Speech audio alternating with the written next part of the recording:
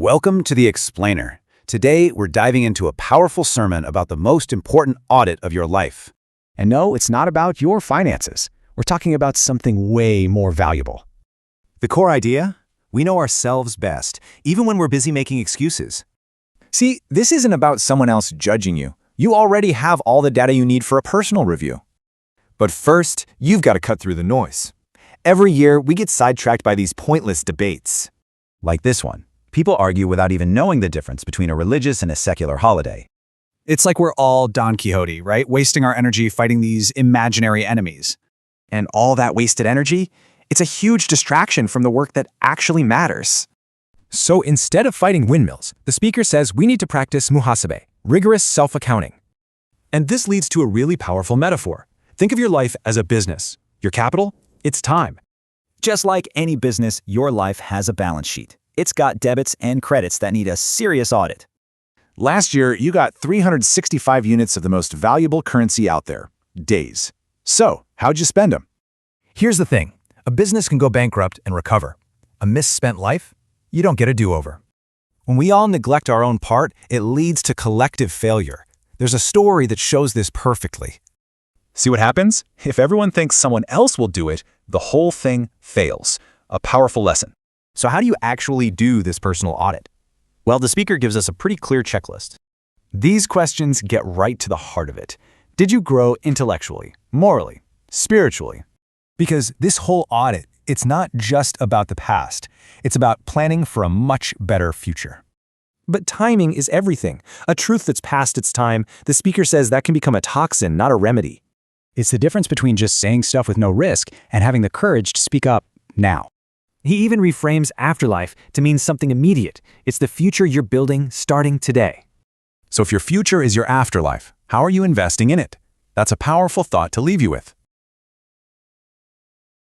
You know, the new year, it's always a time for resolutions, right? A fresh start. But what if we went deeper than just, say, joining a gym or learning a new skill? What if we used this moment for a really profound self-audit? Well, that's exactly what we're going to dive into here, a powerful way to think about self-reflection, all inspired by the insights of Mustafa İslamoğlu. It all kicks off with this powerful idea from the Quran. See, at our very core, we are our own final observers. We can literally build factories of excuses for our actions, for our choices, but deep, deep down, we know the truth. We are the ultimate witness to our own lives. And that's the real challenge, isn't it? Our world is practically designed for distraction. It's constantly pulling us outward, away from that quiet, honest work of looking inward. So how in the world do we cut through all that noise? Well, the very first step in this kind of self-audit is to spot the things that are pulling us away from what's important. So often, we waste our precious time and energy on what you could call pointless battles, these distractions that keep us from looking at ourselves honestly. A perfect example of this is the debate that pops up every single year around New Year's. People get into these endless arguments, often confusing a totally secular calendar change with the Christian holiday of Christmas. It's a classic surface-level fight that just burns up an incredible amount of energy, but really achieves next to nothing. And this brings us to such a powerful metaphor, Don Quixote. You know the story. We charge full speed at windmills, absolutely convinced they're giants. We're literally fighting against the wind, wasting our time, our emotions, and our energy in the process. And here's the key insight, the real takeaway. These pointless fights, they're often a cover-up. When we're loudly arguing about something pretty trivial, it's usually because we're trying to avoid a much more difficult, much more essential truth that we need to face within ourselves. But look, distractions aren't just these external debates. Sometimes they're a lot more sneaky, even disguising themselves as piety. And that brings us to our second big point, the danger of what could be called fabricated religion. Just think about some of these examples from the source material. We're talking about endless debates over whether an elderly person can use a stool to pray or memorizing super specific prayers just to enter a bathroom. These kinds of intricate, man-made rituals can completely obscure the fundamental principles of faith. Now, this metaphor is so sharp. Fabricated religion is compared to bootleg alcohol, to moonshine. And why? Because it's toxic. It intoxicates the mind and it creates this false sense of spiritual accomplishment that can be incredibly dangerous. And here's that poison in action. When someone gets obsessed with these extra rituals, they can start seeing themselves as more pious or holy than other people. And that sense of superiority, it completely stops them from doing the hard work of genuine self-criticism. They stop examining their own character and just start judging everyone else. Okay, so if we're supposed to avoid these pointless battles and this fabricated piety, what should we be focusing on instead? Well, the source material gives us a really powerful alternative, the concept of a spiritual balance sheet. The key term here is muhasebe. It's this practice of self-accounting. Think of it like a business owner who reviews their books at the end of the year. This is about taking a clear, honest look at your own life.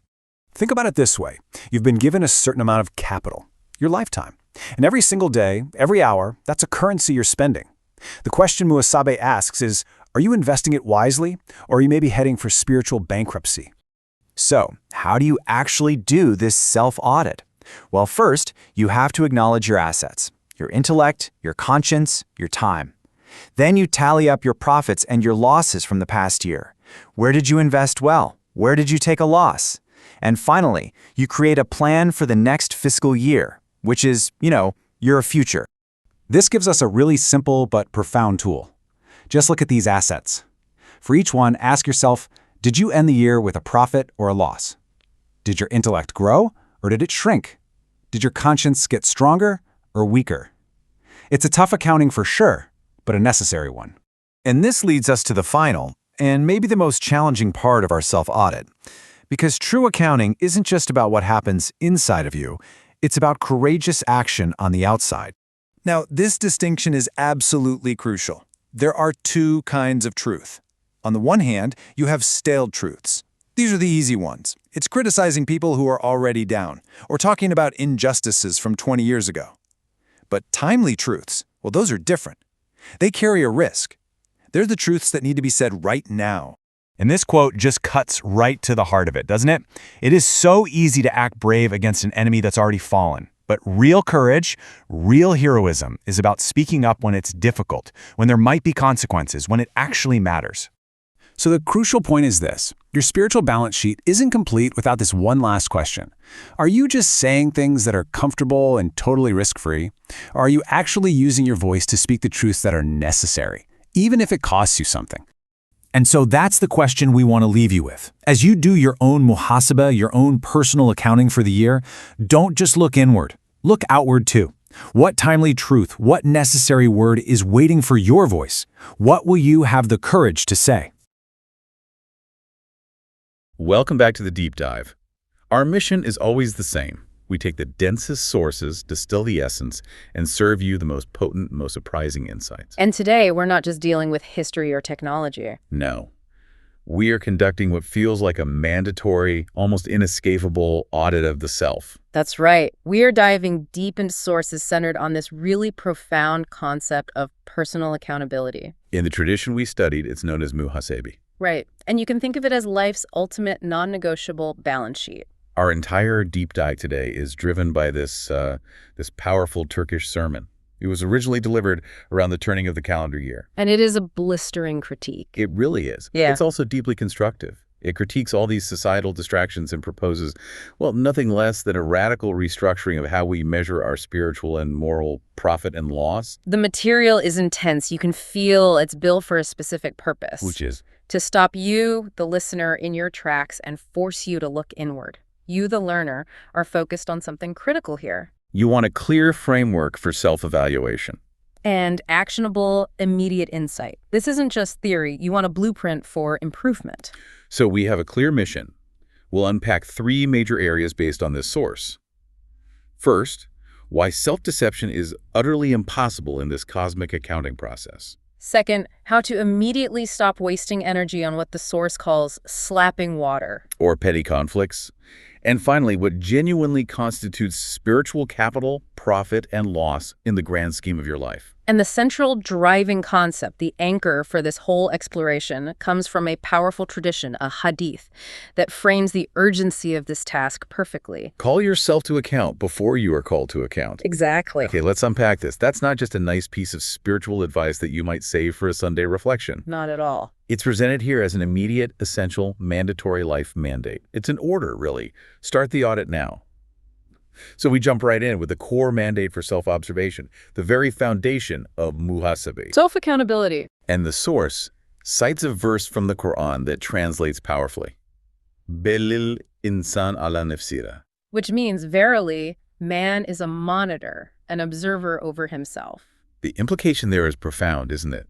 The source just drills into this idea that you are inherently your own best account. Your own supervisor. No external agency is required to verify your ledgers. The verification is, it's built in. That immediately cuts off the escape route we all try to take. Yeah. We all have what the source calls a factory of excuses. Nasrallah. Right. These excuses we build to justify our actions, whether it's to the world or to our family or even just to our conscious selves. But the source argues that none of that elaborate machinery matters. You could spend years perfecting your excuses. But the deepest level of accounting, that internal verification, is already complete. It's done. And the source presents this incredible, almost cinematic analogy. We are tasked to read your book, watch your life film. Ikra kitabek seyret hayat filmini. It says explicitly, today you are sufficient as your own accountant. No one else is needed. Wow.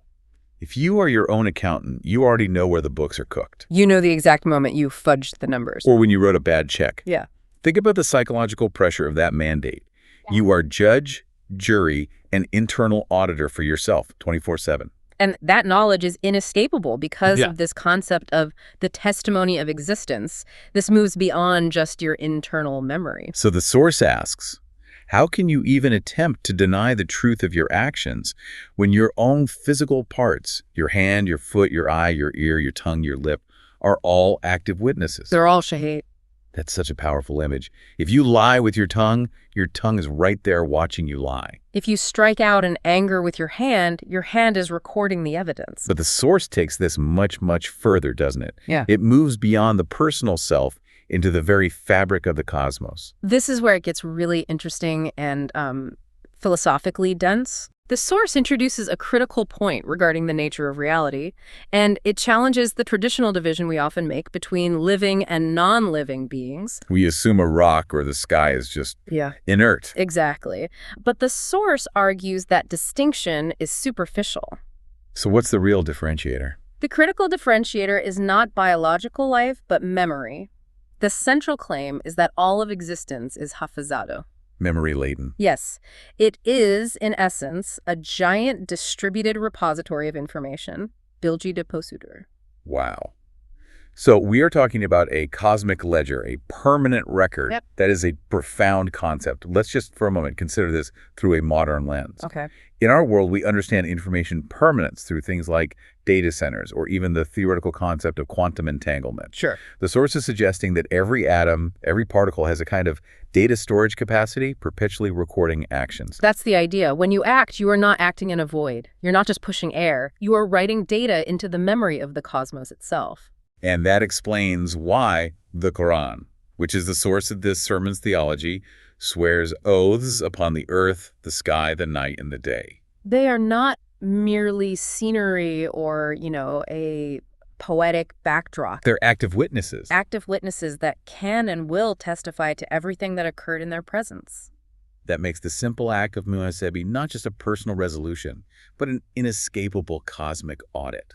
Every moral choice, every kindness, every mistake, it's permanently encoded into the universe's hard drive. And if you accept that permanence, it logically leads you to the necessity of self-critique. If the data is permanent, you have to examine it. So muhasebe is fundamentally about this radical self-critique, özelleştiri. Right.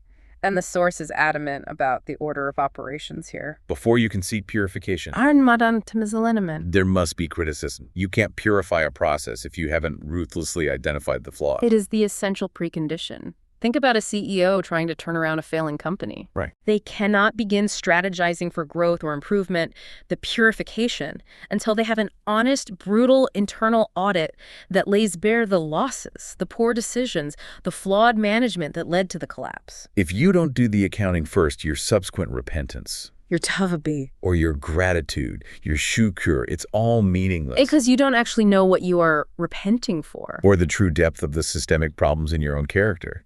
It's like trying to fix a faulty business without ever looking at the financial statements. You're just randomly shuffling papers and hoping for the best. And the ability to perform this painful critique is the sign of intellectual maturity. If you cannot look at the flaws reflected in your own life film, then you are functionally blind to the input stage of your life's balance sheet. And that inability to see the truth internally leads inevitably to chaos externally. Yeah. Which transitions perfectly from the internal ledger, that brutal self-audit, to how we spend our energy in the external world. Yes. The sermon offers this massive, almost angry critique of wasted energy and misdirected conflict. It calls it lusumsus Eichlerden. Unnecessary work.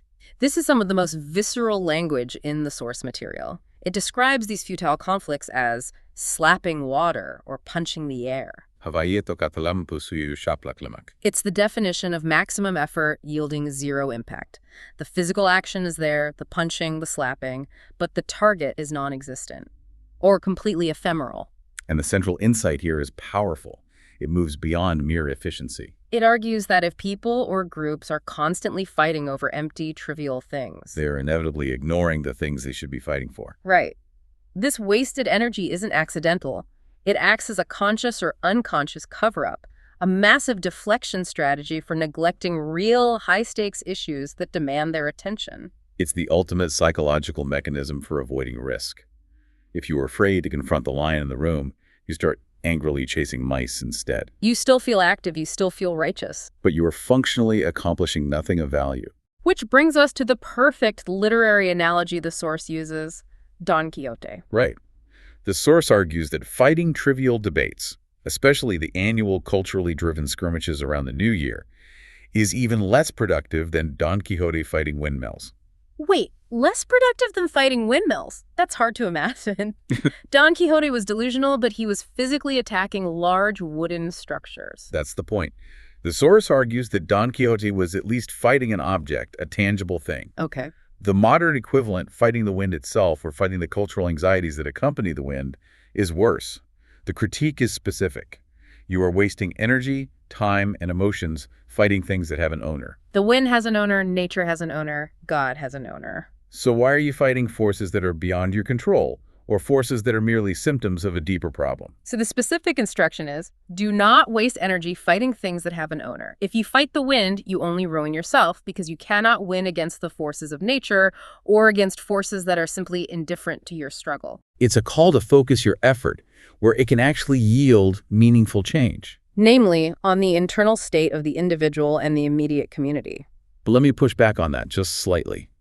Isn't there an argument to be made that sometimes fighting a low-stakes, symbolic cultural battle helps build necessary momentum for the real high-stakes fights later? That's a fair question. Is the source really advocating for complete withdrawal from these cultural skirmishes? I think the source addresses that implicitly. It's not advocating for withdrawal, but for prioritization. Oh, okay. The source argues that these particular New Year skirmishes are often based on fundamental misunderstandings and a lack of basic knowledge, which undermines any legitimate momentum. And this brings us to the confusion of Noel and New Year. The sermon offers a direct, harsh criticism of those who confuse these two concepts. Stating bluntly, they know nothing. It's an intellectual dismissal. Yeah. It's saying if you can't even get that basic distinction right, you shouldn't be speaking on the matter at all. And the source provides detailed clarification, which we should relay impartially, just for context. Noel, or Christmas, is a religious observance. Related to the birth of Jesus, Mevlid Isa. Right. But even this is celebrated differently across Christianity. Right. Western Christianity marks Noel typically on December 24th or 25th. But Eastern Christianity, adhering to older calendars, celebrates it in the first week of January. The celebration involves hymns, church observances. And here is where the sermon makes a highly specific historical claim that shifts the focus entirely. The source claims that the Muslim celebration of Maulid, the Mevlid İdebevi, the prophet's birth celebration. Was historically copied, kopya edilmiştir, from Christianity. And the source attributes this historical borrowing specifically to a government. Yes, specifically to the Fatimids in Egypt, whom the source describes as an Ashura Sheen extreme Shia state. The implication then is that fighting a cultural marker like a calendar date is absurd. Especially when, historically, the very religious practices they might be defending against alleged foreign influence might themselves be derived from the faith they are criticizing. So the source's deeper conflict should be focused on substantial internal issues and influences. The doctrinal purity, the intellectual honesty, the actual content of their faith, not the date on a calendar. Exactly. The sermon advocates for fighting Christian influences, Christianlıklarla savaşınan, but only in terms of where they believe they have been corrupted internally. For example, the source cites the adoption of priests' clothing by imams or the adoption of internal religious errors. The battle, they argue, is internal and theological. But instead, people spend their energy fighting minor external conflicts. Like the completely unrelated practice of using small prayer stools or tabourets by the elderly for prayer. Just because it's an easier target. The critique is essentially, you're fighting the easy, low-stakes targets while ignoring the massive doctrinal and cultural battles raging internally. It's an indictment of misplaced zeal. And it loops back to the psychological insight we touched on earlier. If people are engaging in empty talk, boş konuşmalar. What void are they filling? They are covering up the real truth. The hakikati, they should be speaking but are afraid to. They fight trivialities so their conscience is appeased. So it doesn't stop them from speaking the necessary, high-risk truth. They satisfy that inner voice by engaging in a low-risk fight, thus neutralizing the moral imperative to take on a high-risk one. That's the prerequisite for moving forward. Stop slapping the water and start confronting the real ledger items, the real fights for character and truth. This whole concept of muhasebe self-accountability now pivots into an analogy that is universally understood, regardless of cultural background. The business balance sheet. The balanso. This grounds the abstract spiritual concern into hard economic reality. The source is talking directly to the audience members who are active in commerce. The local merchant, the SNF. The businessman, Ishadama, and the industrialist, Saniichi. The lesson is that the laws of business apply to life itself. Every enterprise must track inputs, girdler, and outputs, shiktilar. Calculate profit and loss, and determine the year's final balance. And the analogy uses life itself as the ultimate capital. Our lifetime is given as a capital, omir sermayesi. The source even quantifies it in terms familiar to the audience, 365 liras in a year. But this isn't just a metaphor for money. No, this capital is described as the world's most valuable currency.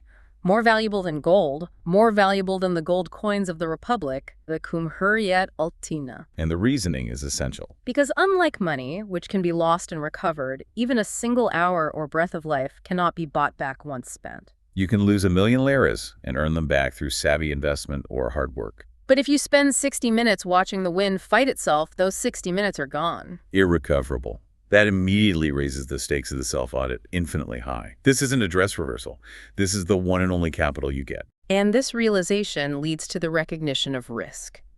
The source introduces a concept familiar to entrepreneurs and risk managers. The Achilles heel. Shilintopusu. Which, in the business world, is almost always the accounting. Exactly. Accounting is deemed the most vulnerable spot, the onyumusha karna, for any enterprise.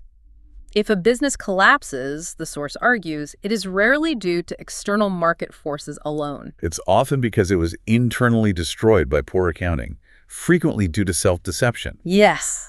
How does that self-deception manifest in a typical small business? We need a concrete example here. Okay, the specific example given is fascinatingly common and relatable. Imagine a small shop owner, a baker, working 16 hours a day. Right. When they calculate their profit and loss, they often fail to account for the cost of their own labor.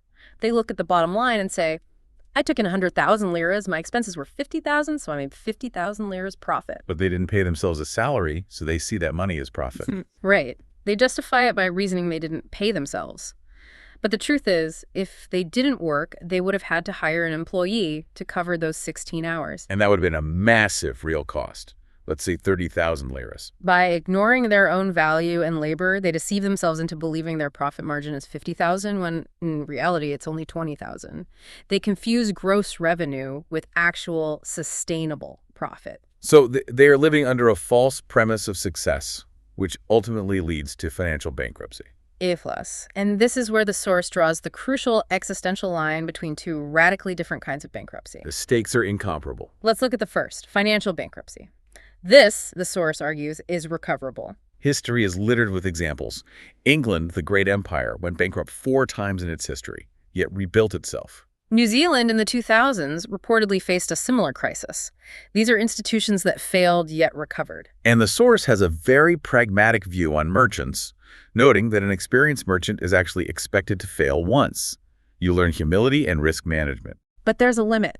If they fail twice, the source says the community should tell them, go to sleep, don't do this job anymore. It's a second chance, but not a third. Right. Now contrast that with spiritual bankruptcy, umur iflasa. This is the irreversible one. Yes. We only have one life, one capital. If you mismanage this capital, your 365 daily liras, there is no second chance, no financial rescue package, no historical precedent for recovery. The stakes are infinitely higher because we don't get 365 new liras when we are done with the first 365. So if the stakes are life itself, the audit needs to be detailed. The focus shifts to the specific items on the ledger of life. The girdler and schichtler. Inputs and outputs. The investments and losses we must audit. This is the practical framework for the self-critique we mentioned earlier. And the source outlines 6 critical ledger items. They are not just vague spiritual concepts. No, they are the character assets that determine whether your life capital has appreciated or depreciated over the year. Let's break these down, one by one, to truly grasp their weight. The first, of course, is the measurable output, good deeds. Sali amal, the obvious investment. The input column must be filled with tangible, selfless acts. Did you actually do good, or did you merely intend to do good? Intentions, while necessary, are not assets until they are converted into action. Exactly. But the next 3 are the character assets themselves, the things that are often ignored in a traditional audit. Growth or decline in intellect, willpower, and conscience. Let's start with intellect. Akal, did your understanding increase or decrease? Did you spend the year using your mind to engage with truth and complexity, or did you dull it with passive consumption and unexamined biases? A decline in intellect means you are less capable of processing the truth. It's an intellectual depreciation. Then there is willpower. Irade, this is the engine of action. Did your resolve strengthen or weaken? Did you stick to your good intentions, or did you constantly cave to short-term comfort and distraction? An audit of Irade asks, did you follow through on the plans you made last year? If the answer is no, your willpower asset is declining. And critically, conscience. Fick Dan. Did your conscience become sharper, more sensitive to injustice and suffering, or did you dull it by ignoring its warnings? Those small, quiet alarms that tell you you're doing wrong. A dulled conscience is the ultimate liability because it makes future wrongdoing easier. It pushes you towards spiritual insolvency without the internal warning system firing. The final 2 items directly audit our relationship with others. Acts of justice versus injustice, and acts of mercy versus cruelty. Adaletsizlik and merhametsiz. This is the external manifestation of the inner assets. Where did you act justly, insisting on fairness for others even when it cost you? And where did you commit harm or injustice, perhaps subtly, to gain an advantage? And similarly, where did you show compassion and mercy, and where were you hard-hearted, failing to alleviate suffering that was within your power to ease? That list is brutal in its comprehensiveness. It's not just about doing rituals, it's about the fundamental integrity of your character assets. And that immediate concern, the integrity of your mind and conscience, leads us perfectly into the next section, which takes aim at people who might focus only on outward piety while neglecting those very character assets. The source takes a powerful, almost revolutionary stance against the ideologization of faith. It strongly rejects those who attempt to turn Islam into an ideology, the ideology leshtirilmish olanların. Or view it through a narrow, rigid lens, what is referred to as dinshilik. Which translates roughly to pietism, or rigid religiosity, an excessive focus on outward forms. The language is absolutely unsparing here. The source argues that faith, when turned into an ideology, becomes a destructive force. It explicitly states that the Quran is not a religious book. Nor does it sell religion. Din setmaz. Why is that concept of selling religion so dangerous, according to this perspective? Because the source believes that when truth or faith is treated as a commodity sold for power, reputation, or money, it instantly loses its value. It ceases to be sincere iman, or faith, and becomes a transaction, a performance. The logic is damning. The seller must have no genuine faith, or they would never sell something that is priceless. The seller, by definition, is considered faithless. That is a fundamental challenge to anyone who builds their identity around outward piety or religious performance rather than internal character development. It directly attacks the person who thinks they are Senate-like paradise-bound simply because they perform extra rituals. And this flawed mindset, the source argues, stems from an external influence. Which leads directly to the criticism of what the source calls Jewish religiosity, or Yahudi dinchligi. Now, we have to handle this claim neutrally, attributing the critique solely to the source material. What exactly is the source criticizing about this specific mindset? It's the division of life. This mindset is criticized for dividing existence into two distinct, often unequal parts. A religious part, governed by strict law and ritual. And a non-religious or secular part, where those laws are perceived as less dominant. You put on your religious hat for specific, designated actions and take it off for the rest of your day. And the source's counter-argument is the radical unity of life. Absolutely. The source argues that life is whole, seamless, and entirely an entrustment and emanate from the Holy One, El Qudus. There is no secular part. Every single action, even the most mundane or biological, is a blessing, a nimet. The source uses the example of eating or going to the toilet, the lavabo. These simple daily acts are profound blessings, the absence of which would immediately highlight the severity of our dependence. If the Holy One entrusts us with our very biological functions, then how can any part of life be non-religious? And this dualism isn't just theoretical. The source claims it has been subtly injected into practices. The specific example given is the claim that commonly practiced religious prayers or formulas for entering or exiting the toilet, or dressing and undressing, have been translated from their original Hebrew or Jewish counterparts. And the implication is not just borrowing, but that this borrowing serves to enforce that religious, non-religious dualism. By marking the lavatory experience with a specific prayer, you are designating that activity as separate from the holy part of your life. When, in fact, the entire life is the holy entrustment. Precisely. If everything needs a specific prayer to be sanctified, then everything that doesn't have a specific prayer is implicitly unholy, which shatters the concept of life as a whole entrustment. Okay, so this manufactured piety, this idurul mustin fabricated religion, starts small, maybe with a few unnecessary extra rituals. But the sermon warns that it escalates quickly into something toxic and tyrannical. It moves from simple ritual to a tool of tyranny, a tahakumarakia. And arrogance. The danger begins when the practitioner who performs the extra rituals starts viewing themselves as spiritually superior. They're Senate-like, heading to paradise in their own mind. And they view the non-practitioner as inferior, or Sehenim-like heading to hell. This is the critical juncture. Piety stops being a tool for self-improvement and humility and becomes a badge of separation and judgment against others. The source warns that this is the moment you have swallowed the pill and disaster has struck. Your internal self-audit, your muhasebe, becomes compromised. You no longer need to check your conscience or intellect because you have already prejudged yourself as saved. And the source uses a powerful, visceral metaphor for this toxic mindset.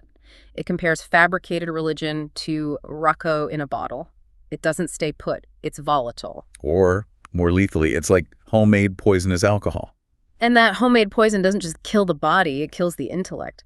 Akla ulyor. This is the absolute core warning. If your mind is deadened by the arrogance of fabricated piety, you lose the ability to perform the self-critique that demands brutal honesty. You become incapable of asking those crucial ledger questions from Section 3. Did my mind grow? Did my willpower grow? Did my conscience sharpen? You are already Senate-like in your own eyes, so the audit is moot. The spiritual bankruptcy starts with the poisoning of the intellect. It's a profound warning.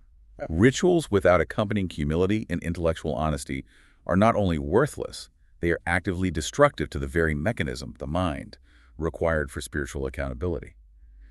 So, if we protect our intellectual capital from ideological poisoning, the next great challenge is external action.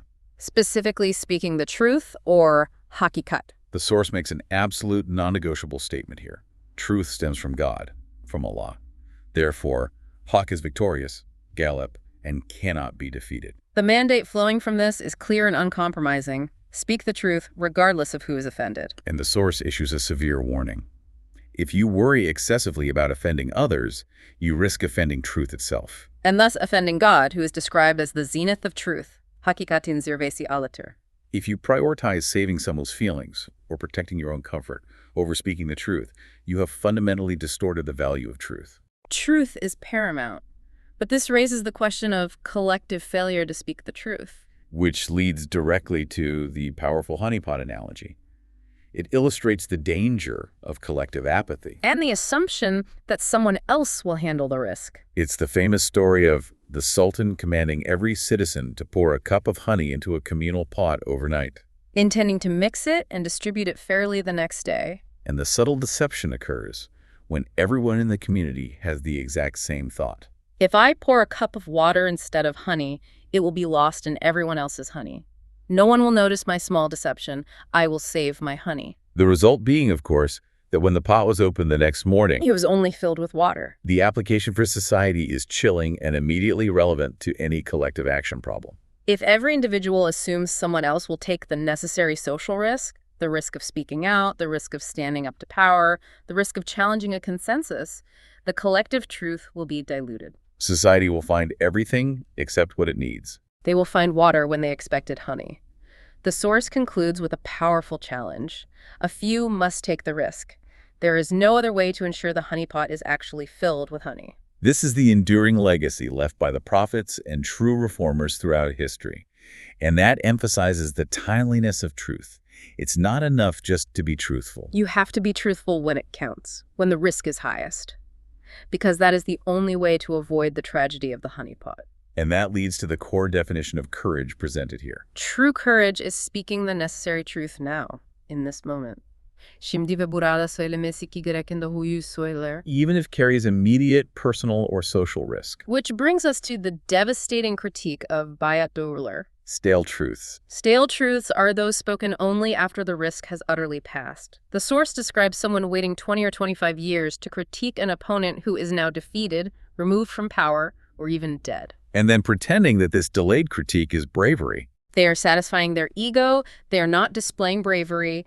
They waited until the cost of their conviction dropped to zero. Imagine waiting 20 years to critique a corrupt regime after a revolution has already happened. Or waiting until a toxic boss is retired before sharing all the truths you knew about their mismanagement. That delayed truth is useless for the moment it was needed. And the source uses a striking biological analogy. Protein-rich food becomes toxic when its time is past, when it has spoiled. The nutrients are still technically there, but they now do harm. The same is true for truths. If a truth needed to be spoken to pay a cost, a betel, at a specific moment, to save someone, to change a policy, to hold power accountable. But you wait until the cost is gone. That truth is now toxic. It's useless and merely self-congratulatory. The price must be paid when the truth is relevant. And that act of paying the price for truth connects directly to the powerful reinterpretation of La ilaha illallah. The central Islamic declaration of faith. Empty belief is useless. True faith, Iman, must fundamentally impact one's life by eliminating servitude. And the real meaning of that declaration is not merely theological, it's intensely social and political. Yes. The meaning is, no servitude to creation. Kula kulua hayr. And the source defines this freedom in a practical, three-part mandate. 1. Refusing to serve any creature, so not bowing to human authority. 2. Refusing to make any creature one's servant, so treating others justly. And 3. Refusing to allow oneself to be made a servant, maintaining personal dignity and freedom. That is the ultimate test of faith. Does it free you from the servitude of man to man? If you are still bowing to human authority or fear, if you cannot speak the truth when it costs you, then your faith, according to this source, is a dry, useless thing. It's a bankruptcy of conviction. it brings the entire discussion of Muhasebe back down to earth. Did I spend the past year serving my fellow man due to fear or self-interest? Or did I stand free, speaking the necessary truth regardless of the price? That too must be marked on your ledger. The final major theme before our conclusion is the proper management of material assets. Since we're auditing our life capital, we must also audit our financial capital. And the source is very direct and very critical. God dislikes hoarding. Yemaya sevmior. This is illustrated by the severe Quranic warning referencing Surah Al-Falaq and the devastating image of the earth being shaken. The source highlights the human temptation to accumulate, how you love to pile it up, how you adore accumulating wealth. It's a psychological sickness. And the source uses the powerful exclamation, Kella, against this compulsion. Kella is interpreted as 1,000 times no, infinite no. This is the divine and ultimate no to the act of hoarding. The source emphasizes that if God, who is truth, is saying no to accumulation, then our impulse to pile up money and assets must be fundamentally misguided. It suggests that hoarding is an act of intellectual adolescence. The failure to trust that provision will continue. So if hoarding is disliked, how do you make wealth truly yours? How do you move it from mere accumulation to true, lasting ownership? Through infaq. Spending or giving for good causes. The source provides a beautiful theological insight here. Wealth must be spent for good to truly become yours. Otherwise, it belongs entirely to the heir. That is a startling realization. The moment you die, the money you hoarded instantly becomes someone else's property, completely outside your control or benefit. It's an asset you never truly owned because you couldn't control its fate. Only what you gave away, only what you released through infaq remains yours in the eternal sense, benefiting your letter. That reframes ownership entirely. You only truly possess what you release for good. And the most profound insight in this section is the reason why God asks us to give. It's not because he needs to take from us. It is fundamentally because he wants to give to us. Giving is a mechanism designed for human reception. All divine commandments, according to this perspective, are for humanity's benefit. They are not tests of deprivation, but tests of readiness to receive more. And the story of Abraham, or Ibrahim, and his son Ismail, is used as the prime example. Yes. God asked Abraham to sacrifice his most treasured possession, his son, but didn't actually take him. Instead, the story concludes with the provision of a ram. And more profoundly, the subsequent birth of Isaac, Ishak, as a bonus. A bonus. The request to give was a means to multiply the gift and test the heart's attachment. It teaches that when you fearfully give what God asks, you are simply opening yourself up for an even greater reception. It transforms the act of giving from a fearful obligation into a confident, profitable investment for your life's ledger. You are investing in your own future by releasing your attachment to the present. As we wrap up this intense audit, the final call is to assess the past year with utter honesty. Did we increase our spiritual capital, specifically our akal, ired, and viktan? Intellect, willpower, and conscience. Did we decrease our mistakes, our sins, our acts of harm? The uzmeleri kurmaleri, the sorrows and broken hearts we caused. And the essential action step, which must flow immediately from the muhasebe, is to make a detailed, actionable plan lama for the coming year based on this audit. Without the honest audit, the plan is just wishful thinking. It's another Don Quixote fighting windmills, a high-effort, zero-impact exercise. And here's where the source provides perhaps the most radical and powerful conceptual shift in the entire sermon, a reinterpretation of the future. The claim is profound. All instances of the word ahiret, which is the hereafter or the next world, also apply simultaneously to the future in this world, the dunya ahireti. So ahiret is defined in its deepest sense as simply future. Jelashesimis ahiretimis. Wait, so the concept of the afterlife is inextricably linked to the concept of our immediate earthly future. It's not just a delayed reward. That's the revolutionary shift. The implication is that how you handle your accountability now, the honesty of your muhasebe, directly shapes the quality of your future in this life. It means you are shaping your own destiny, moment by moment. It's a rejection of fatalism. And this dramatically changes the famous verse from Surah Duha. Quran 93.4. It's often translated to mean that the afterlife will be better than this life. The source argues that this common reading is a partial or quarter meaning. The correct, broader meaning is, the future will be better for you than the past.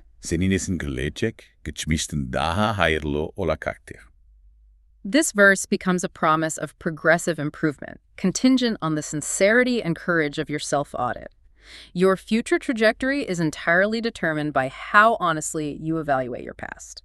That makes the muhasebe a profoundly hopeful, non-fatalistic act. You are not waiting for judgment. You are actively taking control of your trajectory and ensuring that your future will necessarily be better than your past because you've corrected the flaws. And finally, to cement the need for painful honesty, the source uses a simple, relatable analogy. The mirror. the mirror analogy. Let's assume we, the hosts, have acted as a mirror, an aina, for you, the listener, reflecting the often uncomfortable truths contained in these sources. If the mirror reveals a flaw like apnea, civilities, or something that needs washing, or a fault in your character reflected in your ledger, Don't break the mirror. Aynaya kırmayın. The mirror is merely reflecting the truth you need to confront to correct your course. breaking the mirror is intellectual adolescence, ergenlik. Exactly. Making excuses, mezret bulmak, and defending one's faults, susavunmak, is childish behavior. Maturity requires courage. We must be honest enough to withstand hitting the truth head on, even if it hurts. Because, as the source concludes, painful truths are always better than sweet lies. The ultimate sign of maturity, therefore, is the courage to admit when you are wrong and to face the painful truth reflected in the mirror of your self-audit, knowing that this pain is the precondition for a better future. So, to synthesize this deep dive, we began by establishing that we are our own inescapable monitors, recording every action in the cosmic memory bank. We learned that energy wasted on trivial, Don Quixote-style conflicts is merely a cover-up for neglecting to speak necessary truths. And we established that unlike financial bankruptcy, spiritual bankruptcy, the misuse of the capital of life, is irreversible. Making the honest audit of our character assets, especially our intellect, conscience, and will, the most critical business we will ever conduct. True courage means paying the price for truth now, not waiting until the risk is gone and the truth has become stale. We must move past the arrogance of fabricated religion and self-declared superiority, recognizing that life is whole. And that the only way to truly own our material wealth is through, in fact, spending it for the benefit of others, transforming it from a liability into an asset. So what does this all mean as you face your future and begin crafting your plan? We discussed zakat, a concept often translated merely as charity, but whose root meaning is purification. And the source strongly suggests that purification applies not just to money, but to all our life assets. Did you give the zakat of your intellect, the zakat of your physical organs, the zakat of your conscience, and most specifically, the zakat of your specialized knowledge? That is the provocative thought for you, the learner, as you build your plan for the future. You are a repository of information, skill, and talent. Have you purified those assets by sharing them, using them, and giving them away for the collective good? Or are you hoarding your intellect, allowing it to become stagnant and toxic? If the future will be better than the past, it will be because you released what you held onto and invested in the world. That is the crucial final item for your personal balance sheet. What part of your most valuable assets did you purify and give away this year? On that note of challenging self-reflection, we conclude this deep dive. Thank you for joining us on this rigorous exploration of life's ledger. We hope you return for the next one. This week's submission is a really powerful theological exploration, and it's all centered on the necessity of muhasebe, spiritual self-reckoning. Right. And it frames the whole thing using these incredibly sharp business and financial analogies. It's just fundamentally courageous. It demands that listeners, abandon these trivial conflicts and instead engage with vital, risky truths about their own lives. Absolutely. So we're here to focus on some structural refinements that we think will just maximize the impact of this already profound message. And the strength is, it's immediate, it's undeniable. There's this non-negotiable demand for personal accountability. Rooted in that idea that in the linsan ala nefsida homusida, right? The beli linsan ala nefsida homusida. Exactly. It sets an exceptionally high standard for self-honesty, like right in the first minute. So our task is to make sure the rest of the structure not only supports that intensity, but actually amplifies it. For sure. Okay, so our first major observation, it centers on the intellectual flow of the material. Specifically, how these really rich philosophical concepts integrate with that core accounting metaphor that frames the whole thing. The material is just so dense with compelling ideas. It almost risks a kind of intellectual whiplash for the listener. The material introduces a powerful constellation of philosophical concepts and unique analogies, but their rapid deployment sometimes detracts from the central unifying theme of spiritual accounting, muhasebe. I mean, you get these profound metaphors layered one on top of the other. You've got the Don Quixote emoji about fighting trivialities, that whole New Year's conflict thing. Then you have the honey cauldron story about collective risk. And then the definition of truth-telling as perhasia. All in quick succession. So the listener gets this intellectual stimulation, but they have to work extremely hard to constantly connect these ideas back to that financial audit framework. The one built on income, expenses, profit, and loss. Exactly. The effect is sort of like a complex financial report where all the most powerful data points are just scattered across different appendices. Without any clear reference back to the main balance sheet. Right. The intellectual demand is just too high because the listener's constantly shifting conceptual gears. They're spending mental energy trying to integrate the concepts instead of just absorbing the core lesson. That's a fair assessment of the cognitive load. So the goal then is clarity through categorization. Precisely. So the suggestion is to use the core muhasebe, the balance sheet concept, as an explicit structural device. Use it to categorize and introduce these powerful philosophical points. Okay. This anchors each analogy immediately. It makes sure it serves as a specific line item on the spiritual audit. So that gives it immediate cohesion, and the listener doesn't feel overwhelmed because they always know where they are in the audit process? Exactly. I love that idea, turning the accounting metaphor into a really rigorous organizational framework. But I mean, don't you worry that reducing a philosophical concept, like Don Quixote, to a spreadsheet item might strip it of its emotional power? How do we keep the soul while adding the structure? That's a really valid concern. You don't want to oversimplify. The key is to frame the line item in a way that reinforces the philosophical message, Makes it more tangible, not less. Okay, so give me an example. Well, instead of just transitioning from the Noel Yılbaşı critique to the Don Quixote discussion about fighting windmills, Right. frame that whole discussion as calculating an overhead cost of avoidance. Overhead cost of avoidance. I like that. It immediately turns the literary analogy into a direct financial drain. Exactly. You emphasize that all the energy spent slapping the water and punching the air, all that energy wasted on irrelevant debates, is a net loss. It directly impacts your Omer Sarmayasi, your life capital. Yes, and by calling it an overhead cost, you validate the emotional weight of the analogy while grounding the concept in actionable financial terms. This is an expense that produces zero return and has to be eliminated to maximize your profit. That is highly actionable. It translates an abstract critique into like a concrete spiritual budget cut. And we can apply that same principle to the other major concepts. So you explicitly label a Bal Kazane story, the honey cauldron one. The one about individual responsibility? Right. Label that as illustrating the risk, exposure, and liability section of the audit. So the failure to contribute your one spoonful of honey becomes a failure of capital infusion? It's a liability just waiting to happen. You reinforce the point that waiting for others guarantees an empty cauldron. And that grounds the philosophical responsibility of parrhesia, that radical, risk-taking truth-telling in practical accounting terms. So the refusal to take a risk isn't just a moral failing, it's an actual entry on the ledger that guarantees a negative future balance. For both the individual and the collective. By using this framework, every single philosophical point instantly contributes to the final calculation of spiritual profit or loss. By making the analogies line items, you're ensuring the audience is always processing the information through the lens of their own spiritual financial health. That's solid. It really improves the flow. Okay, let's move to our second area, which addresses the rhetorical intensity. Yeah. This is a challenging area because the material's power really relies on its willingness to challenge the status quo, often with a lot of force. But that force needs to be calibrated, right? It needs precise calibration. While the constructive skepticism toward religious ritualism is a provocative strength, the highly charged language used to dismiss opposing viewpoints risks prematurely alienating a significant portion of the intended audience. I mean, the material relies on these forceful, often personally dismissive labels when challenging norms. Especially around the critique of excessive rituals and what the speaker calls Yahudi dinciliği, or Jewish religious formalism being copied into some Islamic practices. Yeah. And we noted some specific, very striking phrases.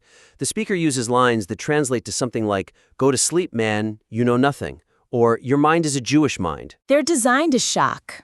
They are emotionally charged, highly personal attacks. And the risk is that they just inject immediate conflict. They cause the listener to emotionally shut down and focus on defending themselves against the label. rather than engaging with the speaker's much more sophisticated critique of, compartmentalizing the sacred. Exactly. The intent is obviously to shock the listener into realizing how inadequate rote formalism is. But once the audience feels personally attacked, the intellectual argument is just lost. We need the shock without the polarization. So the suggestion is to maintain that strong anti-formalist stance. That's the intellectual backbone of the piece.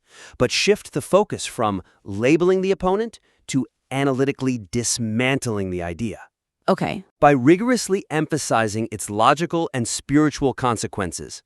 The goal is to elevate the argument from a personal accusation to a philosophical challenge against spiritual stagnation. So fewer labels and more focus on the negative spiritual yield of formalism. Precisely. Let's make that shift concrete. So when discussing the issue of excessive, formalized prayers, like the ones for entering or leaving the toilet, Right. avoid labeling the behavior or the person as ignorant. Instead, deploy a guiding question that's focused entirely on the consequence, framed around the core idea of holiness, which is central to the speaker's own theology.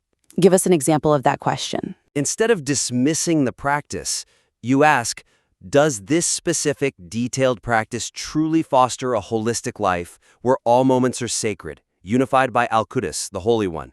Or does it, paradoxically, contribute to the very compartmentalization, dividing life into religious and secular spaces that the Prophet works so hard against? That is infinitely more effective.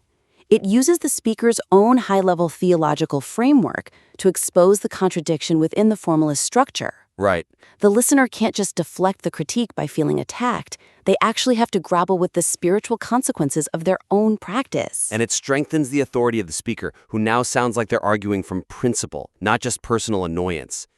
Building on that, let's look at the critique of those who only speak stale truths, the Beyat Doralori. The current material focuses pretty heavily on the moral failure of the speaker. For lacking courage. And we need to recast that. It should be a failure of timing and risk calculation, tying it back into the Muhasebe framework. Emphasize the failure of courage based on relevance. Okay. Use a sharper analogy, something like, the food, even if it's full of protein, becomes toxic if it's past its time. Likewise, speaking a truth that required enormous courage 20 years ago, when the risk today is zero, is not an act of parrhesia. It's a failed asset that has passed its expiration date. A failed asset. I find that extremely compelling. It merges the rhetorical critique directly with the urgency of the self-reckoning. It does. It's saying that spiritual wisdom has to be timely and relevant and risky to even count as a positive asset. It ensures the material speaks to the audience's ambition and their logic, their desire for maximum spiritual yield, rather than just triggering their defensiveness. The critique becomes about strategic spiritual investment. That's a huge improvement. Okay, let's turn to what we identified as, arguably, the material's most innovative concept. But one that's currently being hidden until the very end. And therefore totally undersold. The material introduces a profound and novel reinterpretation of the term akhira, hereafter, as applicable to the immediate future of this world. But this critical concept is introduced too late and is insufficiently developed to serve as the ultimate justification for muhasebe. This powerful idea that the Quranic usage of akhira applies not just to the distant afterlife, but also to the promise that your future will be better than your past. But it appears in the very final moments. And this innovation is arguably the material's most significant contribution. It's the whole reason why this spiritual audit is urgent now. But because of its placement, it just feels like a summarizing footnote instead of the guiding principle. Exactly. The entire argument about spiritual bankruptcy hinges on the stakes. If the listener thinks the audit is only for some distant theoretical afterlife, they can just put off the hard work. For sure.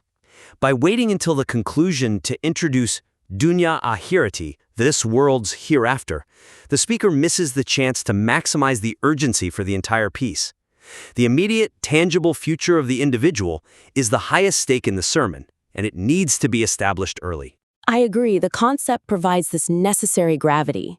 The material warns about having only one Umir Saramai estate, one life capital, and how you can't recover from spiritual bankruptcy. This dunya ahirate concept makes that warning hyper-immediate. Right, it impacts the next 5 years, not just the next 500. So the suggestion is structural then. It is. Elevate the concept of dunya ahirati to a core philosophical framing device much, much earlier. Use this redefinition of the future to justify the urgent need for self-accounting right now. It has to become the foundational reason why failing at muhasaba results in a catastrophic and irreversible immediate future, right here on Earth. That's a major adjustment, but if we introduce the idea of the immediate future as akhirah at the very beginning, don't we risk losing the narrative punch of the big reveal? I mean, it's a beautifully innovative idea, and placing it at the end gives it this powerful, surprising conclusion. That's a classic editorial debate, right? Narrative surprise versus foundational clarity. But in this case, because the core goal is driving urgent action, the spiritual audit, clarity has to win. We need the listener to apply the audit framework to the highest possible stakes from minute one. So you integrate the concept immediately after the business analogy, when the speaker asks, what's the consequence if we fail to use the life capital God gave us? That's the perfect pivot point. And the speaker should answer with the 2 paths to ruin. Because you only have one umur setmayasi, you face 2 immediate and irreversible paths to ruin, the classic afterlife and your dunya akhirati, your immediate future. This audit isn't just for Judgment Day, it's for tomorrow. That instantly raises the intellectual and spiritual urgency of every single point that follows. That's a massive lift for the whole piece. And what's more, we have to use this lens to strengthen the argument against hoarding wealth, the idea that Allah does not love accumulation. The yaume sevmear part. Yes, when discussing infaq, charity, state clearly that the aim of giving isn't just for some distant reward. So we reframe infaq as a highly strategic, present-day investment. Exactly. Frame it as immediate insurance. The goal is to ensure the betterment of your immediate future, your akhirah, because Allah takes not to consume but to return more. You can even use the bonus of Isaac as an example. I love that. It makes the spiritual transaction immediate, globally relevant, and intrinsically tied to a better life trajectory in this world. By positioning the akhirah as the future trajectory of this world, the critique of formalism and the call for muhasaba gain instant, overwhelming justification. It becomes the unifying philosophy. That is powerful framing. It is the forest that provides meaning to all the individual trees. Okay, this has been an incredibly deep and productive critique. Let's quickly recap the key actionable opportunities for our listener. So first, structurally integrate your powerful analogies, Don Quixote, the honey cauldron, directly into the muhasaba balance sheet framework. Treating them as specific, traceable costs, like an overhead cost of avoidance, or as documented risks. Second, temper the rhetorical intensity of your critique of ritualism.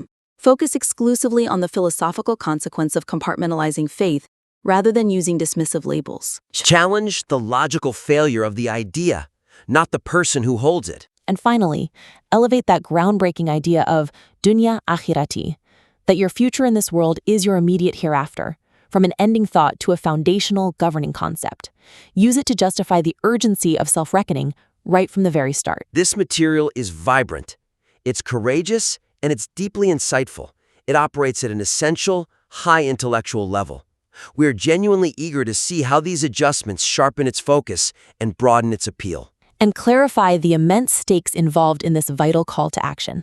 We really encourage you to send the revised material back for another round of critique. Welcome to The Debate. Our discussion today centers on the concept of muhasebe, self-reckoning, or accounting.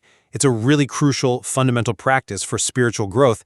And this principle, it's rooted in this powerful idea from our source material that man is his own observer, or bilil insan ala nafsihi khasira. It places the individual, not some external priest or entity, as the primary auditor of their own life. And the material really hammers this point home, doesn't it? It urges us to, quote, read your book, watch your life. Comparing our lived experience to a yearly balance sheet. Okokitabo said it hayatanan, but, and this is where it gets interesting, here's where the tension arises. The material doesn't just stop at demanding deep internal assessment. It immediately contrasts this with the widespread, almost endemic tendency to misdirect our energy outward, wasting it on unnecessary conflicts. Precisely. And that brings us to the core question we need to wrestle with today. How should an individual prioritize their limited, their precious spiritual energy? Should the focus be predominantly on rigorous internal self-reckoning, on moral development, the audit of the soul, so to speak? Or should that energy be dedicated to actively confronting and eliminating external distractions, false traditions, and these pervasive societal conflicts? I'm going to argue today that active external critique, and specifically the defense of haq, or truth, against widespread corruption, is a necessary precondition for any sincere internal accounting.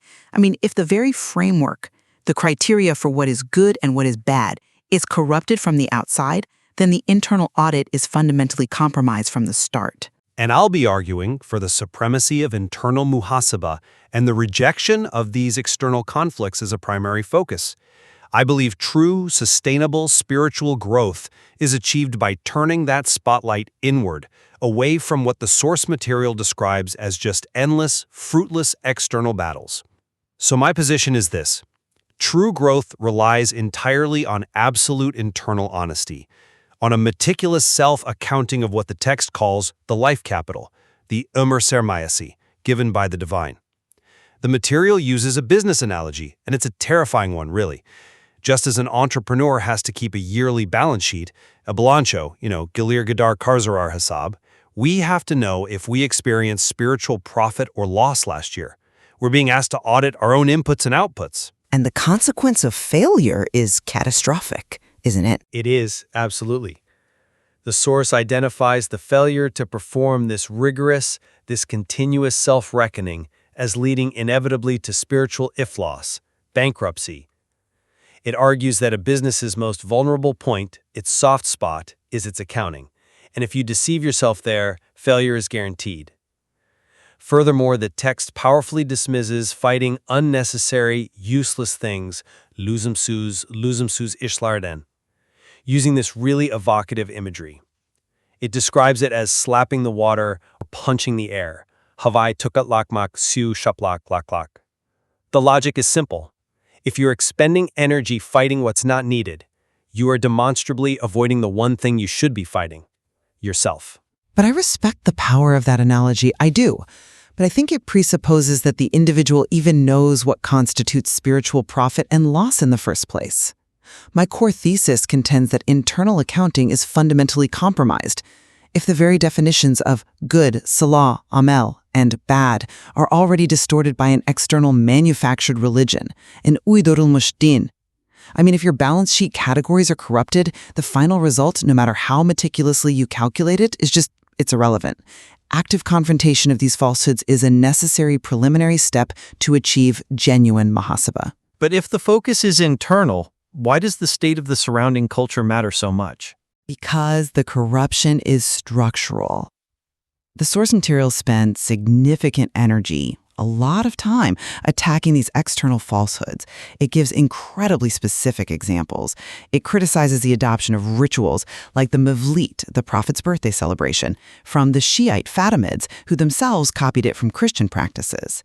It points out the adoption of hyper-legalistic rituals, what it calls akin to Talmudic Judaism, and it warns of the insertion of Christian myths and superstitions into otherwise authoritative religious texts.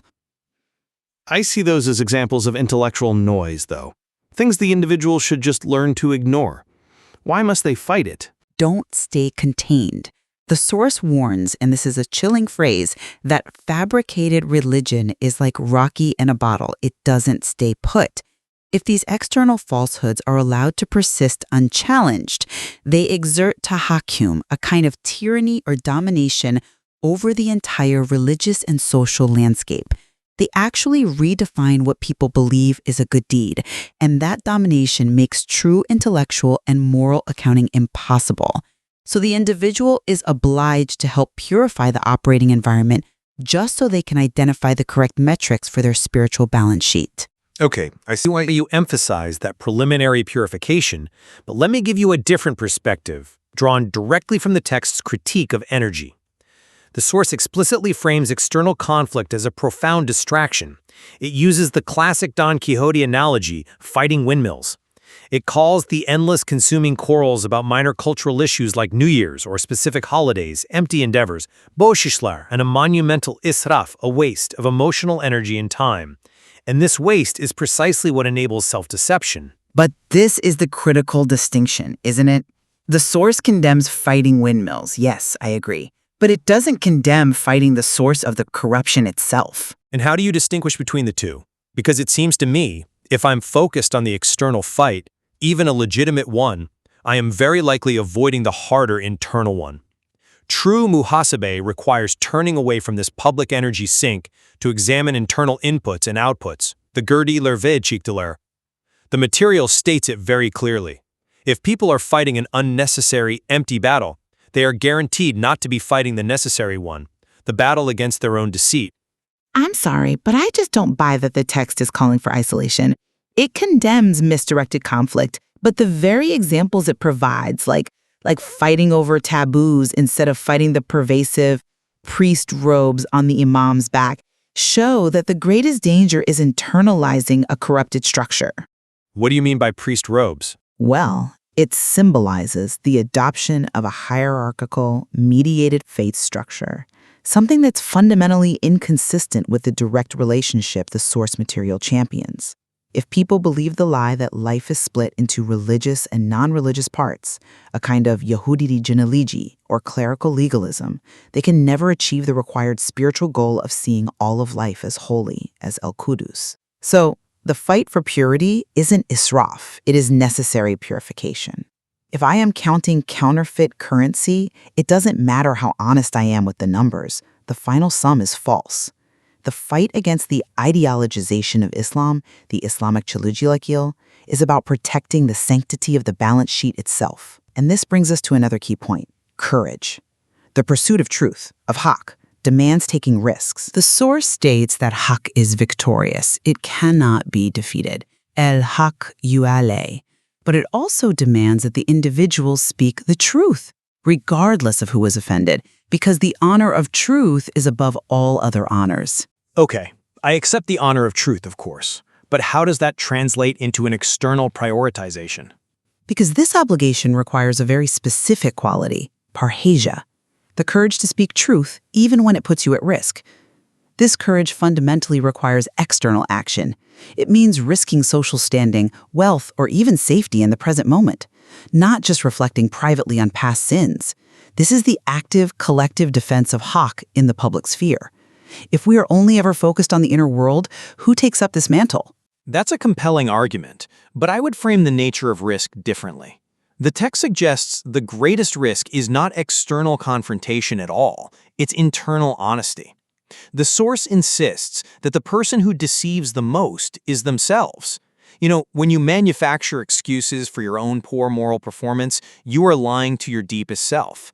So true risk is facing your own conscience, your victon, which speaks from the closest place. If you can't face the bitter truth, the ajidorula, about your own failings, the mistakes, the injustices, then you can't genuinely speak truth externally. Fighting ideological windmills is often just a psychological substitute for facing that internal pain. But this assumes that internal reflection is sufficient for collective integrity. We have to consider the honeypot story. The story of the communal lie. Exactly. The Sultan commands every citizen to contribute a cup of honey to a communal pot. But everyone reasons internally, well, if I just put water in my cup, it'll be lost in everyone else's honey. The result, of course, is a pot full of water. The text explicitly argues that in the face of this kind of collective moral entropy, birileri risk alacak, başka çaresi yok. Someone has to take the risk, there is no other way. This implies a necessary collective risk-taking to defend truth in the public sphere, which goes far beyond mere internal moral reflection. I see the point, but let's look at the foundational assumption of that story. The honeypot story is, at its root, a perfect illustration of the supremacy of internal moral failure. It wasn't the external environment that forced them to pour water. It was the internal, selfish calculation, the lie each person told themselves that led to the failure. So this parable, I think, powerfully reinforces my point. Individual self-deception, repeated collectively, is the true engine of societal corruption. If everyone just focuses on purifying their own internal well, the honesty of their own cup, the external environment is automatically purified. But the text is also warning against those who offer bayat dorulari, stale truths, truths that carry no risk now just to satisfy their ego. The act of confronting contemporary dominant falsehoods is the expression of courage demanded by Phrasia. If the focus is purely internal, how do we distinguish between genuine spiritual progress and merely offering stale truths to ourselves? We distinguish it by looking at the metrics the source itself emphasizes for this internal accounting. The most critical metrics in our muhasaba are the non-financial ones, the zakat of the self. We have to calculate the zakat, the charity, the purification of our intellect, our will, our conscience, and expertise. I agree that the material demands a zakat of the mind. But again, I have to ask, how do you measure that if the mind's very framework is externally flawed? Well, the beauty of this demand is that it defines spiritual success as something inherently internal and relational. It's about enriching the self and society with our inner wealth, about giving more than a surplus, not just a small material fraction. Calculating the zakat of the mind is asking, has my intellect grown sharper in service of truth? Has my will strengthened against temptation? Has my expertise been shared generously? These are metrics of personal integrity and impact, which I think are far more robust against external theological errors than just adherence to a specific ritual. The internal health of the conscience, the vijdan, and the will, the irade, supersedes external ritual purity. I'm still not convinced that the internal metric can be protected if the conceptual containers are broken. If one is unconsciously adhering to the idea that faith is a commodity that can be sold or bought, and the text insists, din satan din zizder, one who sells faith is faithless, then the value assigned to any internal good work, any sali yamal, is already compromised. But that corruption speaks to the danger of external validation, which is precisely why the focus must be internal. But the internal moral system relies on knowing what salek amal even looks like. If religious practices have been polluted by external traditions, by Christian myths, by Talmudic legalism, which focuses on excessive, strict external rules rather than the spirit of the law, then a person might diligently fulfill all their religious duties and still miss the mark entirely. We have to ensure the definition of good is pure before we start counting the output. The fight against ideological contamination is therefore the precondition for honest internal measurement. But if the individual achieves true internal honesty, that honesty itself will naturally lead them to recognize the falsity of external doctrines. The path begins inward. Establish the integrity of the observer, and only then can the observer take up the fight. And I'd say the path begins outward, ensuring the integrity of the material being observed before the audit can even begin.